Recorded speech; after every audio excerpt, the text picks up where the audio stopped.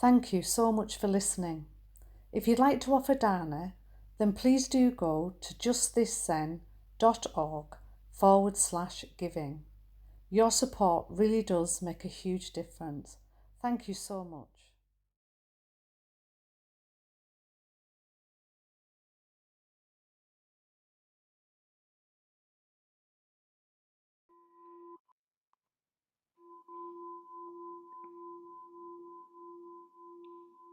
I was just sitting there with a deep feeling of gratitude for this community that just appears, um, and for all of the practice that gets people here and the way that we sit with and for each other. So I was feeling really, really grateful for that. And also uh, um, just to everyone who participates and those offering talks and giving their time to manage the, to be a Zoom pilot and offer the room at the end and the porch. And it's like this happens through effort, through people's efforts. And I'm so grateful for that. And thank you, Joel, for last week. He was talking about the Bodhisattva check-in, which I thought was such a wonderful sort of rich concept, and I really liked the unpacking of it and the pointings to the ways that we can, we can segue it into kind of victim blaming, or we can just find ways to see how we're living right now. To imagine ourselves before birth and then as this embodied person in a particular place, in a particular time, in a particular body, in a particular setting, and to see the lives that we've made as an expression of all of the causes and conditions that have come together in this moment. And the suggestion that was to see our lives as an expression of the training for the Bodhisattva path, and an invitation to make big shadows. I thought that was a really gorgeous invitation. And it seems possibly, a real opening invitation to live fully into the lives we actually have. And after listening to Joel's talk, Josh and I talked about how we might approach this idea of our life as a training, with all the possibilities around privilege and victiming and all of those things that could ensue. And I was thinking about it, and I said, for me, it sort of feels like settling into just stopping resisting the life we've got. Just stopping resisting the actual life we have. And I know on many occasions Flint said that thing like, okay, okay, I kind of give in. I'll accept it. I'll accept my life. And as I was thinking about all of this, a kind of phrase came to me, which sometimes happens. They just sort of scoot in from somewhere, and a phrase came to me, which I'd like to share with you and explore this week. And it's be like the Buddha was before the Buddha was Buddha. Be like the Buddha was before the Buddha was Buddha. And as I was thinking about this kind of slightly odd sort of thing, I was thinking about when I was teaching Hakomi. We had some amazingly beautiful videos of Ron Kurtz, who was the sort of founder, working in groups with clients. And sometimes it was like watching a magician at work. He could be so amazing and perceptive, and almost like this magical ability to hone in on non-conscious embodied experiences. So, just pointing out someone doing something, and suddenly they'd be right close and into a deep core issue. He made it look easy. And we could learn so much, and I did learn so much from his presence, not just what he was doing, but what he wasn't doing.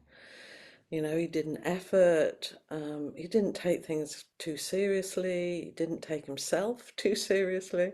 He'd often break off to crack a joke, but that didn't mean he didn't take the client's suffering lightly. But he didn't buy it all either.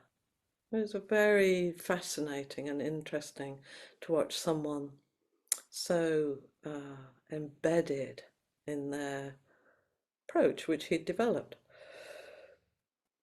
And over time, I realized that I had something of a concern about sharing these videos with the students. And it was that he made it look easy. He just made it look easy, and people would be like, you know, why can't I? You know, I don't. All of the difficulties and problems that we meet in ourselves. And I thought he was a master practitioner, you know, and what we didn't see was the years of missteps and reflections and conversations and dialogues with fellow practitioners and trying something and abandoning it.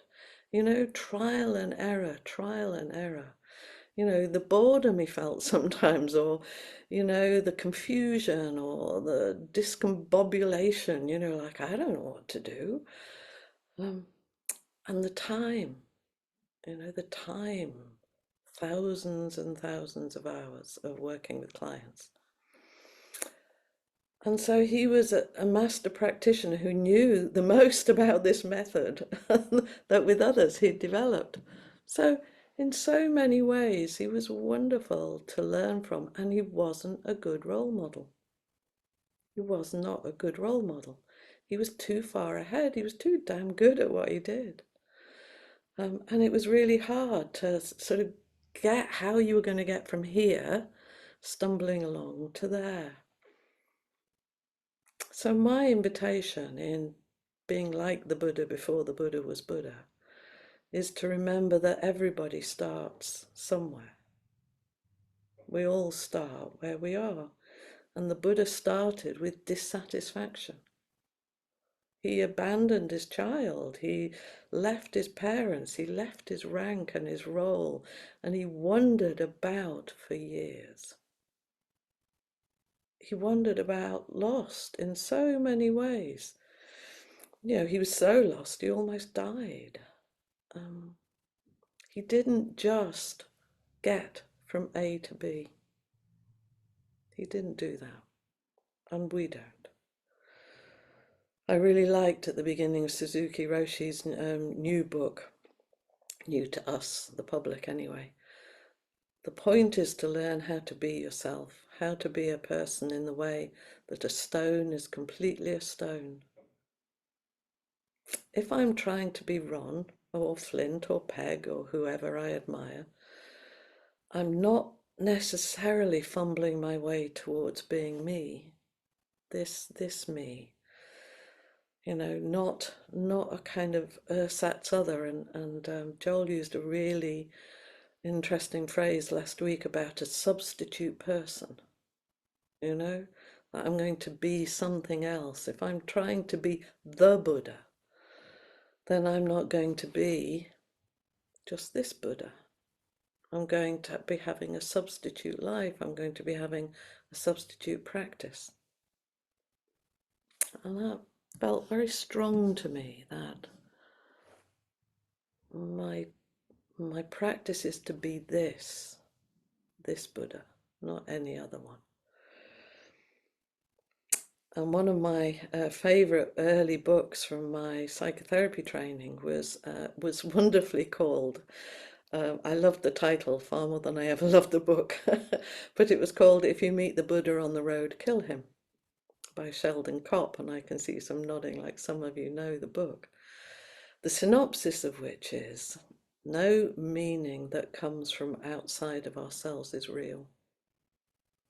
No meaning that comes from outside of ourselves is real. The Buddhahood of each of us has already been obtained. We only need to recognize it. The most important things that each person must learn, no one can teach you. No one can teach you the most important thing to learn. Once you accept the disappointment, you will be able to stop depending on the therapist, the guru, who turns out to be just another struggling human being. So we become this struggling human being rather than some other struggling human being. In Becoming Yourself, the writers go on to say that Suzuki Roshi is clear about what being yourself doesn't mean. They say he doesn't mean perfecting your self-image or cultivating a unique style to broadcast. It's interesting, isn't it? That, what persona am I offering? It doesn't mean learning how to be who other people think you are, or even who you think you are or should be. It does not mean trying to get a handle on who you are. Don't try to figure out who you are. I have to say, after 30 years of therapy practice, I love that. I love it. Don't even try to figure out who you are. We're not a project that's going to have completion, an end point. We aren't going to get a handle on who we are. Not fully. Of course, we can, waking up and growing up. We can get many handles. But we're not going to get the handle. And I find that a really liberating thought. And maybe, for some of you, it feels much more like a disaster. What you mean? I'm never going to find out who I am?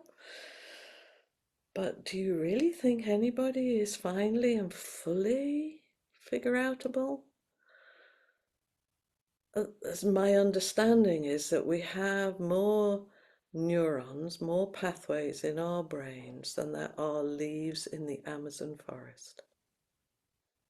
Do you really think you're going to cover that ground in our relatively short allotted time? You get to know one patch fairly well, if you're lucky.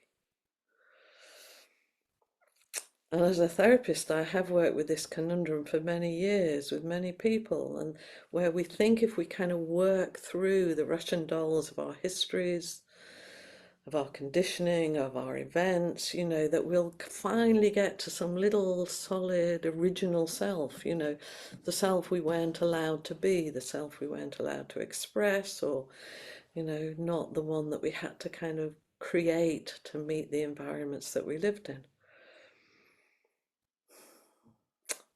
This original self that we would be, instead of this facsimile of a self that we've had to kind of patchwork together. We believe that there is an actual self we're going to be. Preferably, preferably one with a Buddha face. Preferably one that's kind of ideal and rather wonderful.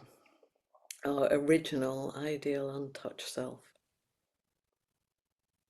And within our Zen tradition, that personal, original, non-compromised, non-adapted face is not what's being pointed at.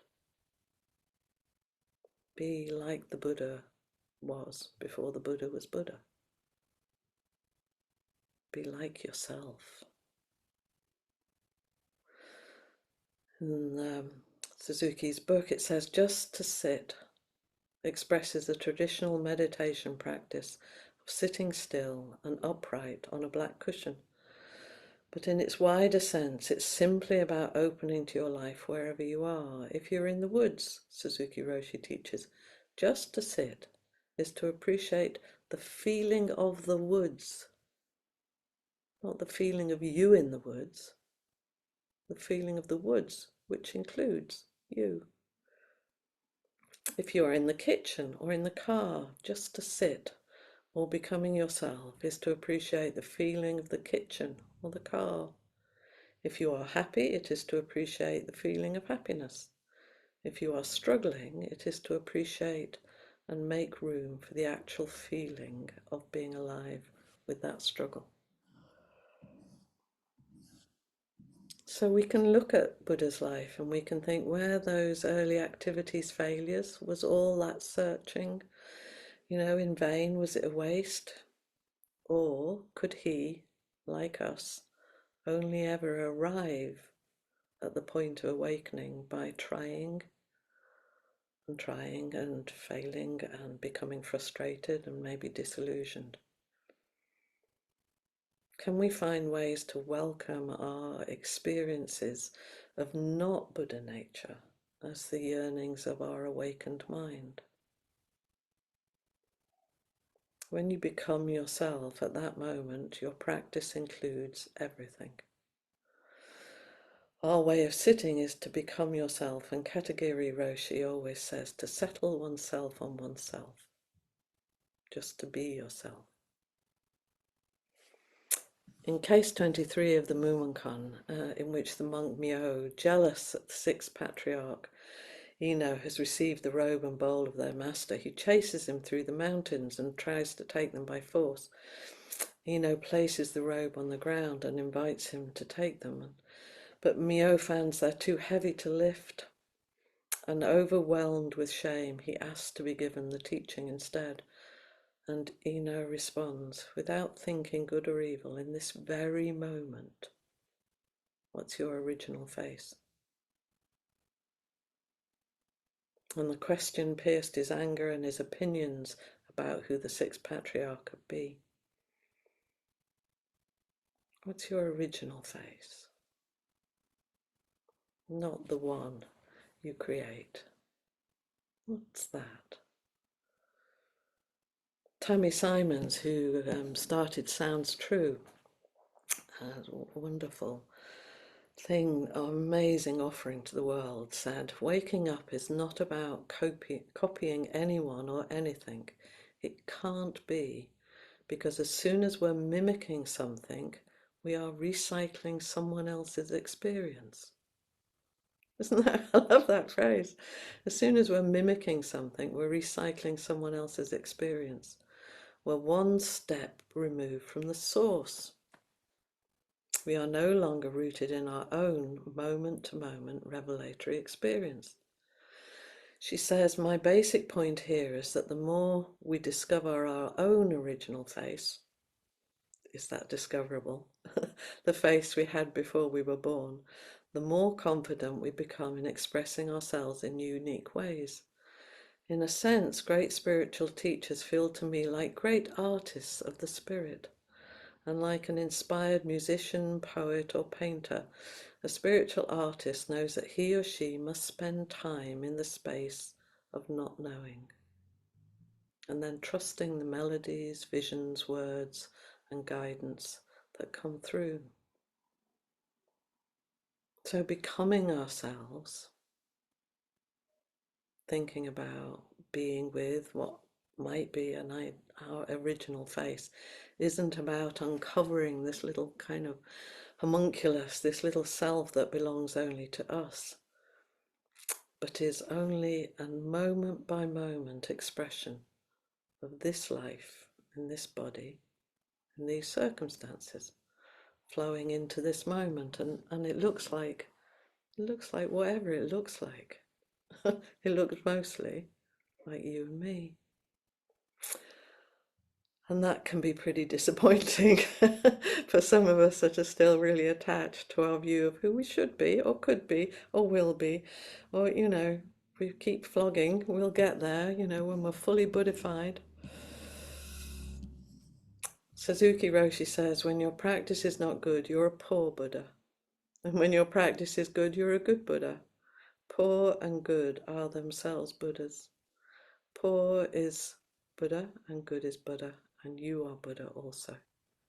Whatever you think or say, every word becomes Buddha.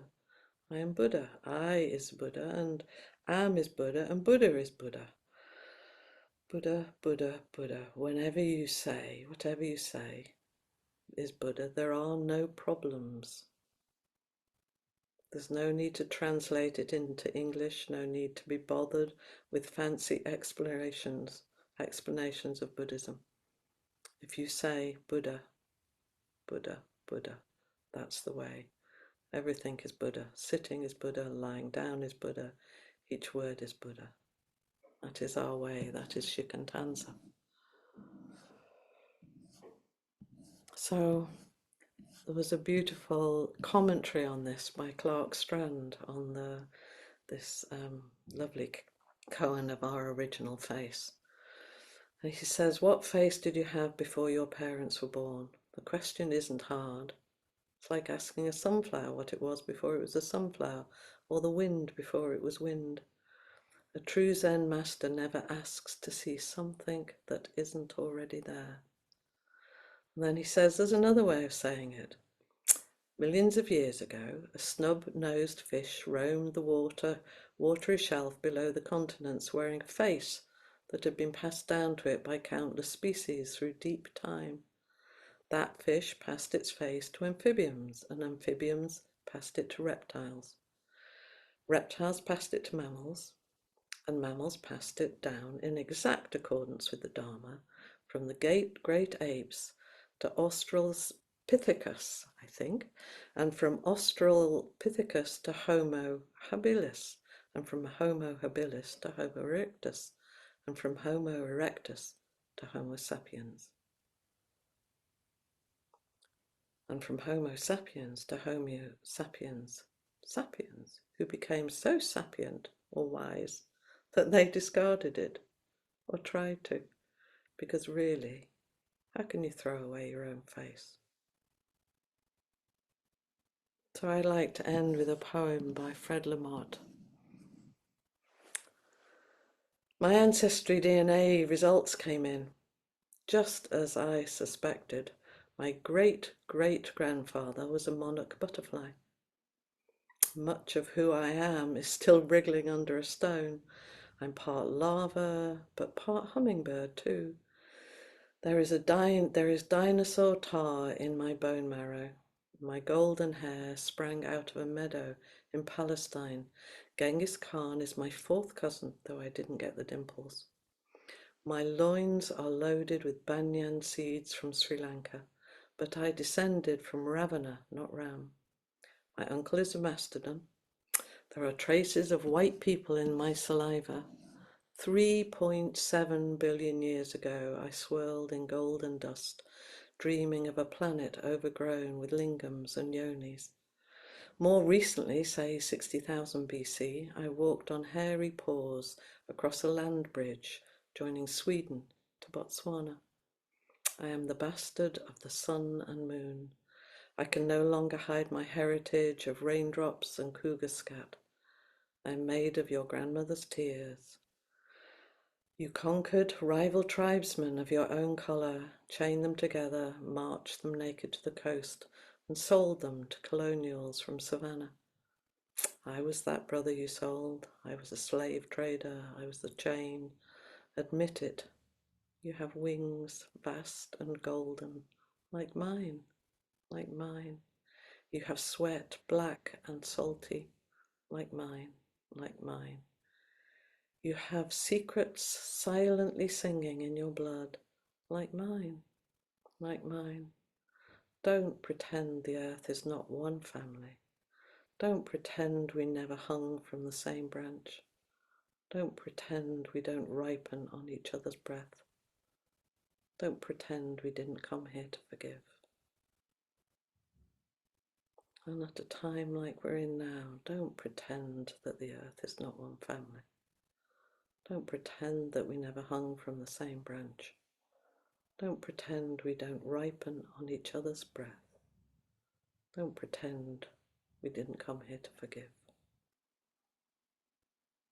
So, thank you all for sitting with me. I'm so appreciative. And if anybody would like to come and meet, I'd appreciate that too.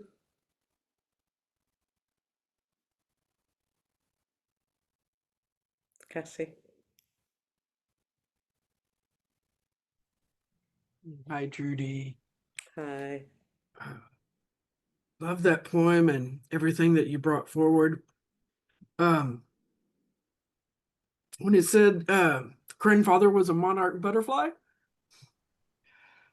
when my dad passed, And I was walking to the car to get Mom together to go to the funeral. His truck was parked in front of mine, and there was maybe 40 butterflies lined up along the tailgate. And I don't know if it was during the season of monarchs moving, but for months I saw butterflies. And 14 something years later, every time I see a butterfly, I think of him. And I like that idea of transformation within a butterfly. There was, can't remember who it was, but it was one of the old things. And the monk was saying, am I a human dreaming I'm a butterfly, or a butterfly dreaming I'm a human? Do you know the real words of that? But it was that. And there's such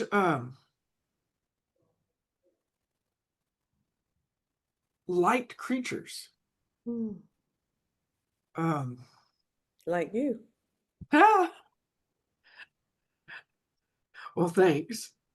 That's not my core belief. But why do they speak to you? Why do they speak to me? What is it?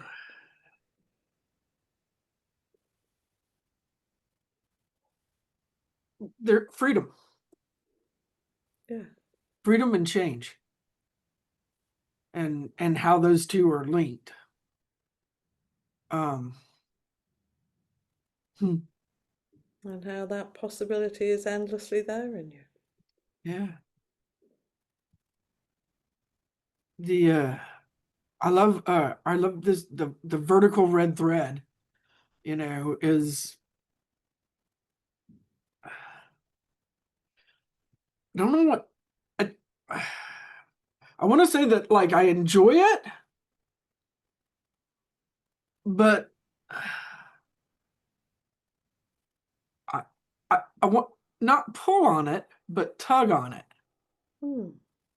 I'm not trying to wrench it violently from something, but I like the trail. I fell in love with the trail. The trail wants you to follow it. Yeah. So you don't have to tug. And you don't have to tug. Because you're leaving a trail too. Yeah.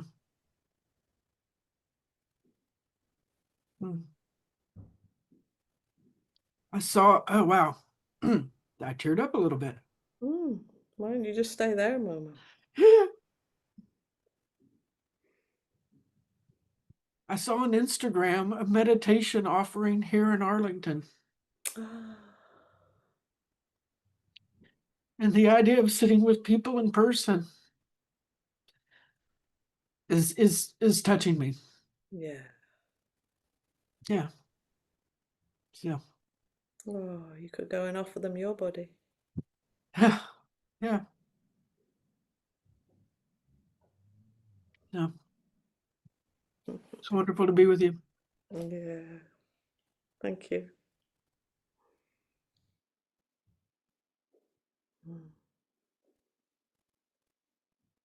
Lynn. There you are.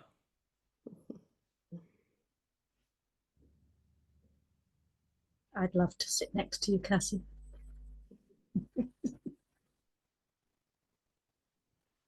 And all of you, all of those who I haven't sat next to. And I've sat next to you, Trudy. Many years, Lynn. Many years.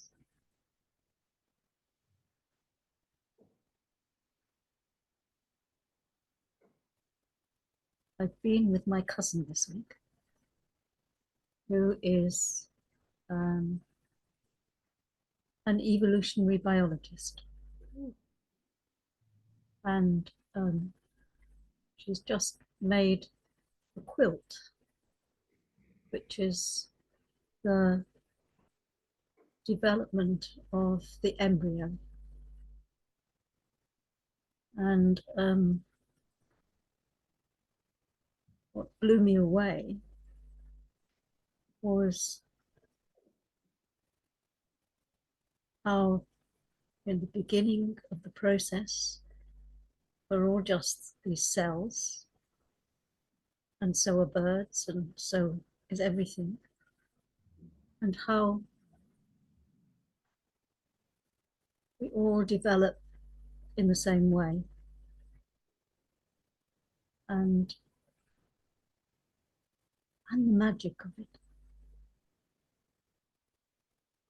And how much we mimic, you know, that growing fetus, how much it mimics all the different kinds of life. You know, there's something that's really extraordinary about that.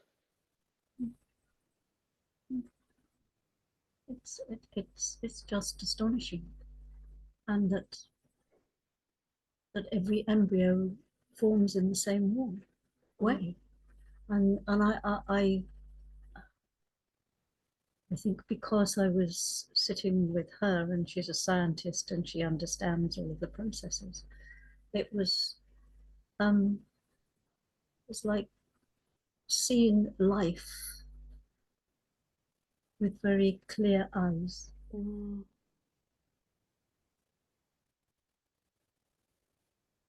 How we all start. We all start. Where we start. Everything. Yeah. Everything that lives. Everything that lives.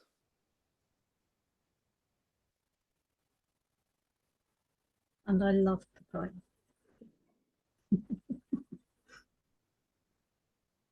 So we are the monarch butterfly, and we are. Yeah. And we're not something special. No. And we're something extraordinary. And I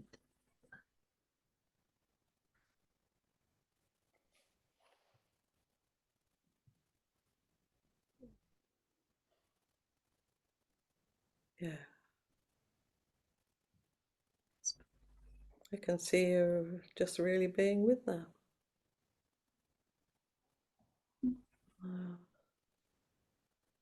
Oddly, sort of the mundane magnificence of it, you know, it's like everybody throughout the whole of history has started in the same way. And we're all made from the same stuff that's been here forever.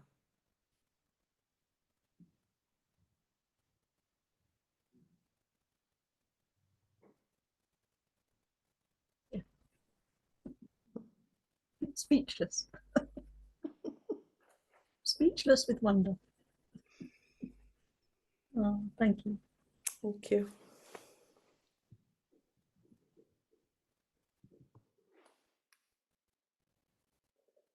It's a good place to be, isn't it? Speechless with wonder.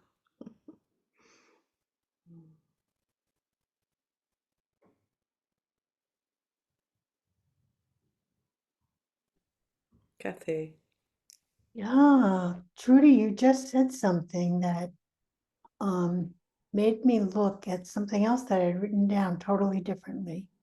You said something like in the womb, the fetus is mimicking all other, and then I had the thought, I don't know how to say it exactly, that aren't we always recycling someone else's experience? Yeah. We are, and yet we can put a judgment on that, it based on, I think, maybe trying to control life and intention that, oh, you're just, recycling someone else's experience, but we are recycling someone else's experience. We're one vast recycling. Oh, I don't know. This just occurred to me, so I don't have my thoughts well formed about this. But it can only be recycled like Kathy. Right. You know, so there is that we are endlessly, You know, all the words that I've read, all the people I've met. When I was sitting earlier, I was feeling so grateful for all the clients I've worked with and all my supervisees and how much I've learned from them. And I couldn't pick out all the strands, but it's like they're all in me, but there's only me that can express it like this. Mhm, There's mhm, only you that can express mhm, like this. mhm. Right.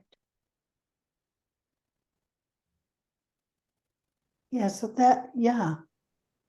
And so it just opened everything up for me when I thought of that. Mm. Yeah, we're just made. Right. We're made of the rest of life, aren't we? Yeah, yeah. It's wondrous. It's truly Yeah, wondrous. yeah. So thank you. I wanted to say that Oh, when it thank came you. to me. Thank Thank you. you. Mm. Jess. Hi, Trudy. I'm just so warmed by this talk, and I wanted to share that, because we're also working on this paramita of joyful effort. I've been doing a lot of reading and studying about joyful effort, which sounds funny actually as I say it, but I dreamt last night, I think because of just such a deeply soaking in it. I dreamt that I was sitting in our daughter's house that she just moved out of. Mm. And it was present day, so there were new people there. It was almost like I was a fly on the wall.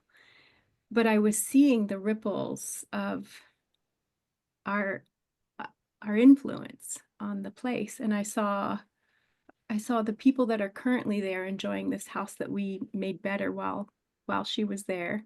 And then I saw her group of friends that lived there for several years, and everyone that touched, and it just it's undescribable joy that Mm. came to me in my dream. And I thought, that is effort that was so joyful.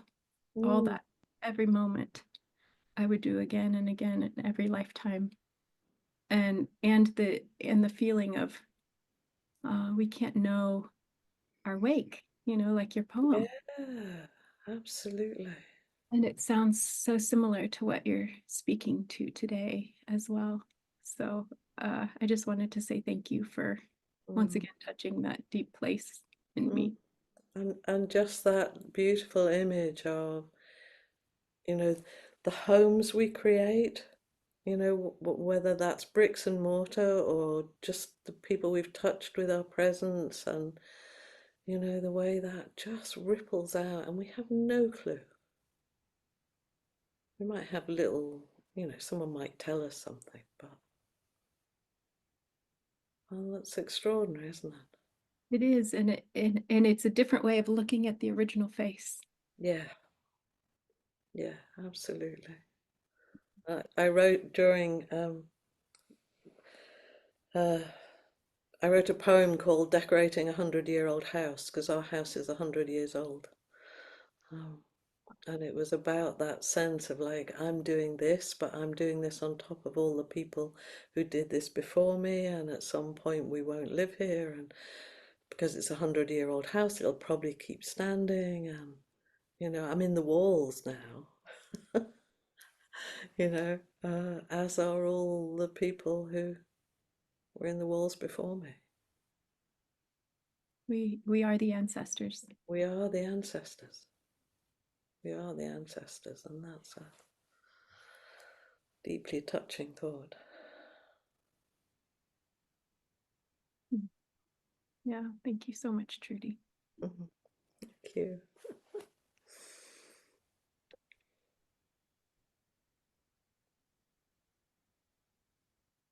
I'm just looking at the screen, and I'm just feeling like I'm sitting with butterflies and mastodons and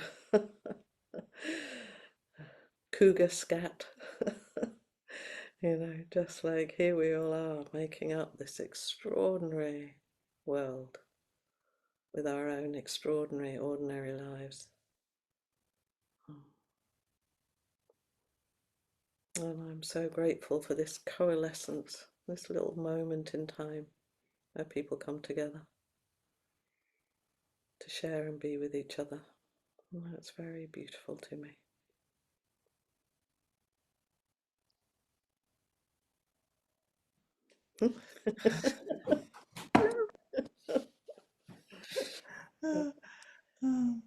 I want to thank you, of course, but Kathy as well, because I thought there was such a relief for me in the idea that we're copying everybody all the time, you know? There's something that we're not the original, whatever the original is, you know, and there's something really freeing about that, you know? I can see you look like your tail's wagging. It is, yeah. Yeah. Then I don't need to try to think about who I am. I can just be. Yeah. Ah, yeah, if you stop trying to find this real you. Yeah, exactly. Yeah. Why for? It's just going to be expressed anyway, so why bother? I like That it. doesn't Really. exist. It's wonderful.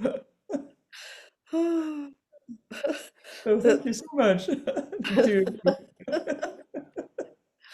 you. I love that, you know, freedom often just looks like how ridiculous we are. Yeah. Exactly. Mm. Mm. Thank you. Mm. Mountain Bell. Oh, I made a mistake again. Oh Sorry. no, stay. Be Mountain Bell. Oh, Thank you. thank you. Mm. Mhm. So let's share together.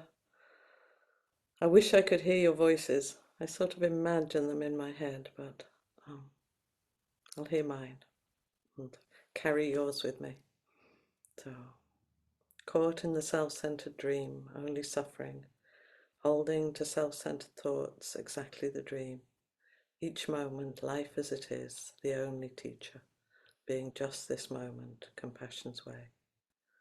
Caught in the self-centered dream, only suffering, holding to self-centered thoughts, exactly the dream. Each moment, life as it is, the only teacher, being just this moment, compassion's way. Caught in the self-centered dream, only suffering, holding to self-centered thoughts, exactly the dream.